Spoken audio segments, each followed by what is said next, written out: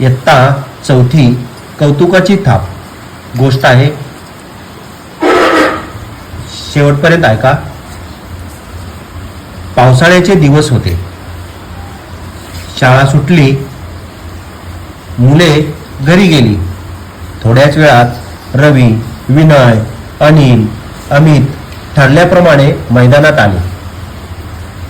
त्यांच्या आवडीचा पकडापकडीचा खेळ खेळू लागले.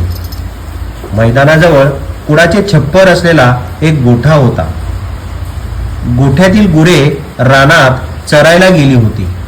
मात्र गोठ्यामध्ये एकच छोटेसे वासरू दावणीला बांधलेले होते. ते अतिशय गोंडस होते. त्यांच्या पांढऱ्या रंगावर काळे ठिपके अगदी उठून दिसत होते. वासरू खूप सुंदर दिसत होते. पाहणाऱ्याचे लक्ष वेधून घेत असे. वासराला खूप भूक लागली होती. ते आईची वाट पाहत होते. भुकेमुळे केविलवाणे होऊन हंबरत होते. अचानक सोसाट्याचा वारा सुटला. आभाळात काळे काळे ढग जमू लागले. वादळी वाऱ्यामुळे पालापाचोळा वर उडू लागला. ढगांचा गडगडाट होऊ लागला. झाडांच्या फांद्या जोरजोरात हलू लागल्या.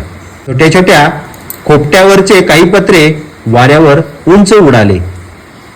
दावणीला बांधलेले वासरू तर अगदी घाबरून गेले होते. ते जोरजोरात हंबरू लागले. वासराचे हंबरणे ऐकून मुले गोठ्याकडे धावली. छपराची रोवलेली लाकडे सुद्धा खिळखिळी होऊन हलू लागली होती. पाचट तुराट्या खाली पडायला सुरुवात झाली होती. वासरू स्वतःची सुटका करून घेण्यासाठी आटोकाट प्रयत्न करत होते. पूर्ण ताकदीनिशी डाव्याला हिसका देत होते आणि जोरजोरात हंबरत होते. वादळाची पर्वा न करता मुले गोठ्यात गेली. त्यांनी वासराचे दावे सोडले. दावे धरून वासराला बाहेर आणले. त्या क्षणी मागे जोराचा काड काड असा आवाज झाला आणि संपूर्ण छप्पर जमिनीवर कोसळले.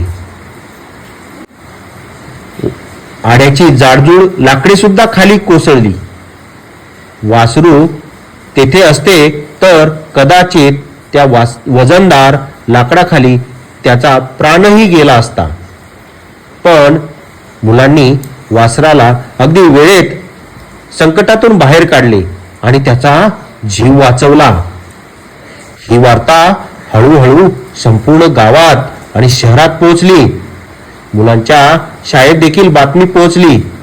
सर्वांनी मुलांचे कौतुक केले. परिपाठाच्या वेळी मुख्याध्यापकांनी रवी, विनय, अनिल, अमित या चौघांचेही पुस्तके देऊन भरभरून कौतुक केले.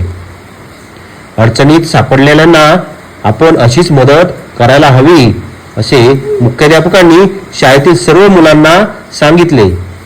मुख्याध्यापकांनी दिलेली कौतुकाची थाप मुलांच्या चेहऱ्यावर आनंद देऊन गेली. याचे लेखक आहेत अयूब पठाण लोहगावकर.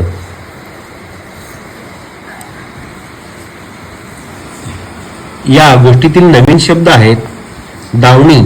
दावणी म्हणजे जनावरांना बांधण्याची जागा. हंबरणे. हंबरणे म्हणजे गाय वासरांचा आवाज. पाचट. पाचट म्हणजे पाचोळा, म्हणजे त्याला पालापाचोळा असेही म्हणतात. पाचट म्हणजे पाचोळा. दावे. दावे म्हणजे जनावरांना बांधण्याची दोरी. वार्ता. वार्ता म्हणजे बातमी. कौतुकाची थाप म्हणजेच प्रशंसा.